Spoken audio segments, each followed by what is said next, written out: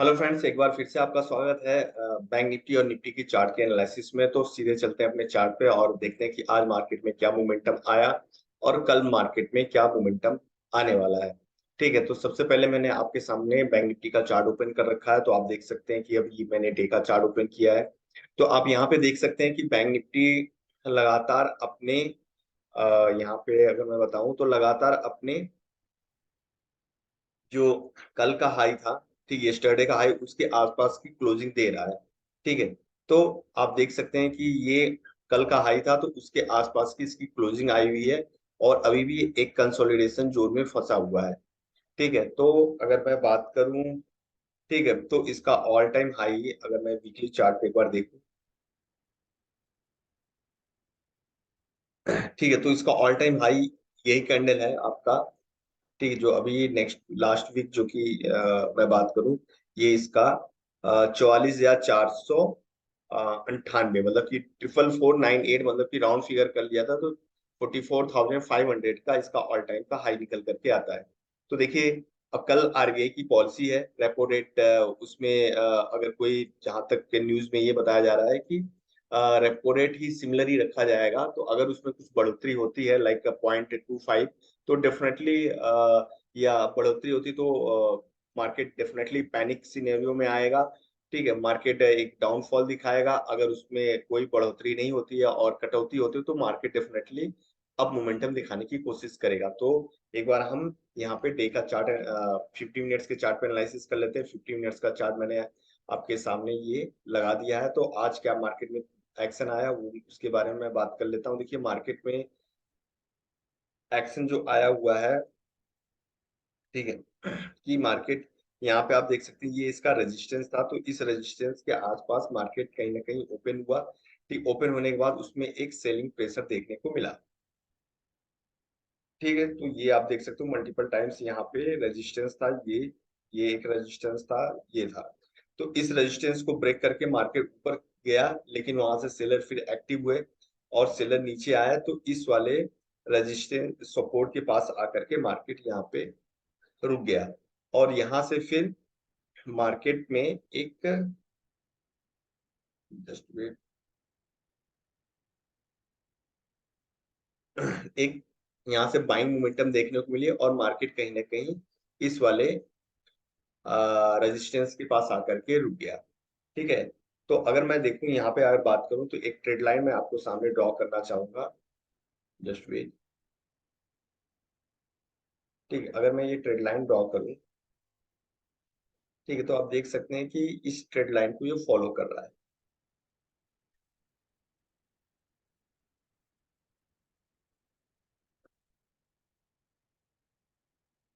ठीक है, तो बैंक निफ्टी का पैनिक हो सकता है जब इस ट्रेड लाइन को ये ब्रेक करके नीचे आए। ठीक है, तो अगर मैंने जैसा आपके सामने बताया कि मार्केट में अगर देखिए कल अगर गैप अप ओपन हुई तो डेफिनेटली यहाँ पे गैप अप खुलने के बाद यहाँ पे ये कंसोलिडेट करेगा।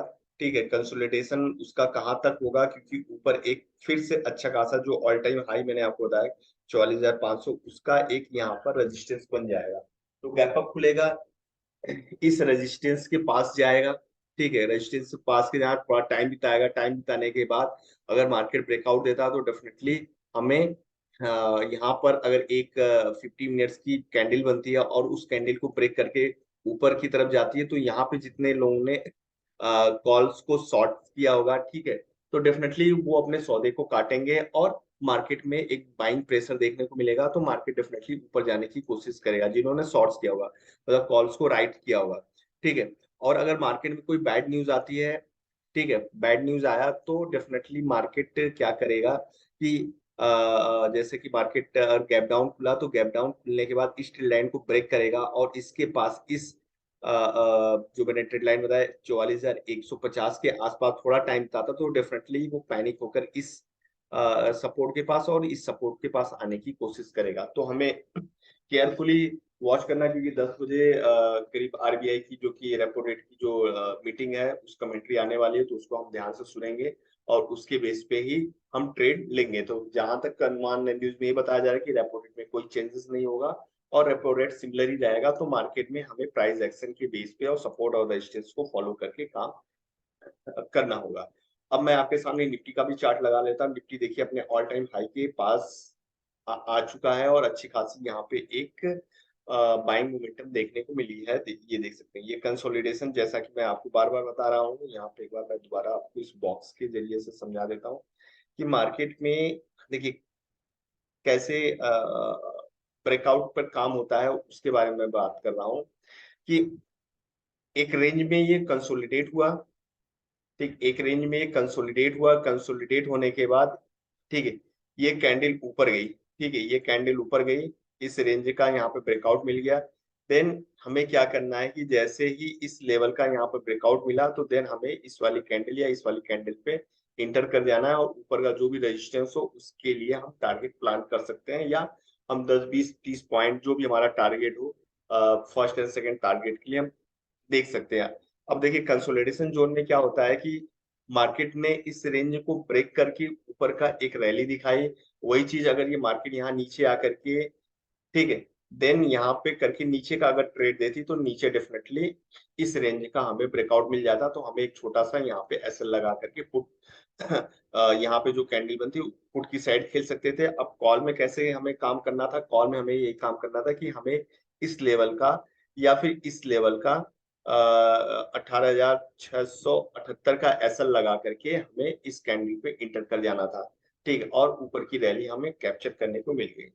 ठीक है, तो मार्केट भी प्राइस एक्शन के बेस पे ही काम होता है। जब भी कंसोलिडेशन जोन को आप वेट करें, कंसोलिडेशन होने के बाद प्राइस जिस साइड की ऊपर जाता है वहां का आप ऐसा लगा लें, वहां का आप कॉल ले लें। अगर ये प्राइस नीचे जाता है तो यहाँ से फिर आप इस लेवल का यहाँ का एसएल लगा करके ठीक है एसएल लगा करके पुट का कॉल ले सकते हैं। तो जो हम बात करते हैं 1:2 ठीक 1:2, अगर मैं बात करूं 1:2 की बात करूं ठीक है 2 की और 3 की और 4 की अगर मैं बात करूं, तो यही होता है कि हमें एक पे का यहाँ पे लॉस देना होता है, और 1:1 और 1:2, या तो 1:1 हम काम करें या 1:2, मतलब कि ट्रेलिंग स्टॉप लॉस को यूज करते हुए 1:2 एंड 3 तक भी हम जा सकते हैं। बट अगर हमने काम किया ठीक तरीके से 1% का ही अगर हम लॉस ले रहे हैं, मतलब एक पे का ही लॉस ले रहे हैं और 1% का ही प्रॉफिट देख रहे हैं, तब पर भी अगर हमने 10 बार काम किया, तो अगर मैं बात करूं 10 बार में अगर आप 7 बार सही निकल गए तो 7% आपने बना लिया, और 3 बार अगर आप गलत हो गए ठीक है 3 टाइम्स अगर आप गलत हो गए तो आप उसमें 7 में से आप 3 को माइनस कर देंगे तो आप 4 टाइम्स आप सही जाएंगे, तब पर भी आपका 4% यहाँ पर रिटर्न्स बन गया। तो कहने का मतलब है कि 10 बार आपने ट्रेड लिया और 10 बार में से अगर आप 7 बार सही निकल गए और 1:1 काम कर लिया तो आप 7 बार विन है। और क्या बोलते हैं कि अगर 3 बार अगर आप प्रिडिक्ट किए, 3 बार अगर आप गलत हो गए तो आपका 3% का लॉस हो गया, तब पर भी आप ना करते हुए 4% का रिटर्न बना ले गए।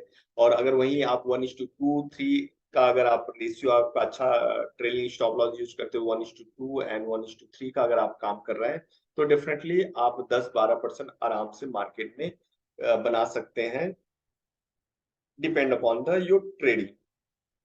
मैंने यहाँ पे 10 ट्रेड का एग्जांपल लेकर के आपको बताया कि 1:1 में आप अगर काम कर रहे हैं तो ये बन सकता है। अगर आप 2% बना रहे हैं तो आपका 7 बार अगर आप सही हो गए तो आप यहाँ पे 14% का रिटर्न आपका बन गया। ठीक है, और अगर आप 3 बार गलत हो गए तो यहाँ से आप 3 माइनस कर देंगे, तब पर भी आप 11% का आपका रिटर्न बन गया।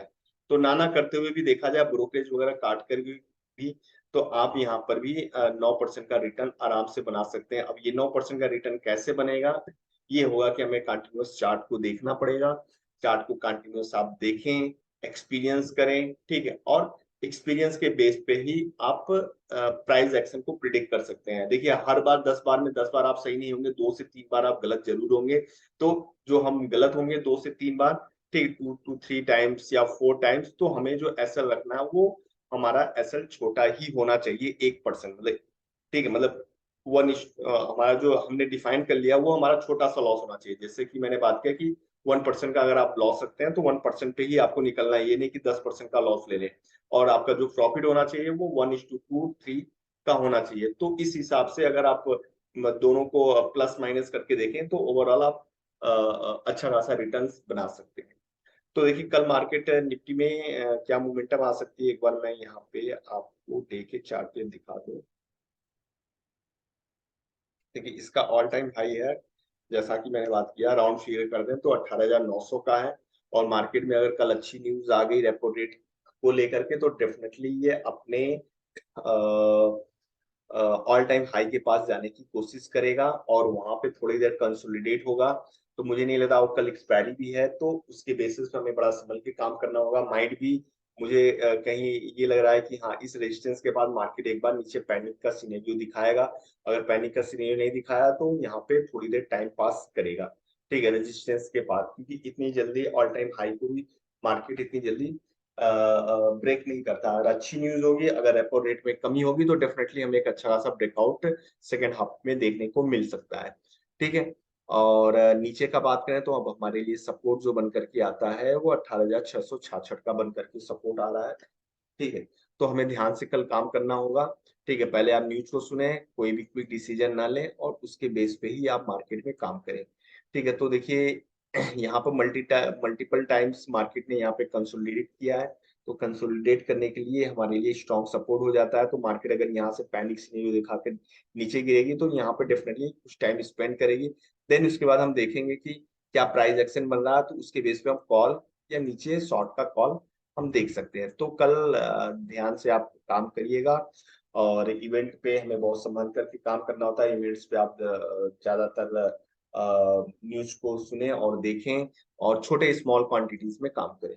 तो फ्रेंड्स, आज तक के लिए बस इतना ही। और अगर आप चैनल पर पहली बार आए हो तो प्लीज चैनल को सब्सक्राइब करें, वीडियो को लाइक करें। और अगर अभी तक अपने आपने डीमेट अकाउंट नहीं ओपन किया है तो वीडियो के डिस्क्रिप्शन में दिए गए लिंक के जरिए आप अपना डीमेट अकाउंट ओपन कर सकते हैं। और साथ ही साथ अबाउट में भी जा करके आप जीरोधा, मोतीलाल ओसवाल और आईएफएल के साथ अपना डीमेट अकाउंट खोल करके आप अपनी ट्रेडिंग की जर्नी को शुरुआत कर सकते हैं। और साथ ही साथ हमारा एक और चैनल है मार्केट ट्रेडर अमित का, लिंक यहाँ पे दिया गया है, जिसमें कैश मार्केट से रिलेटेड आपको ऑप्शंस की कॉल्स वगैरह प्रोवाइड की जाती है एजुकेशन पर्पस के लिए। तो आप उसको भी ज्वाइन करके आप यहाँ पे अच्छी तरह से देख सकते हैं, सीख सकते हैं। और हमारा जो चैनल, जैसा कि मैंने बताया कि मार्केट ट्रेडर अमित है, उसके उसको भी जाकर के आप सब्सक्राइब कर सकते हैं।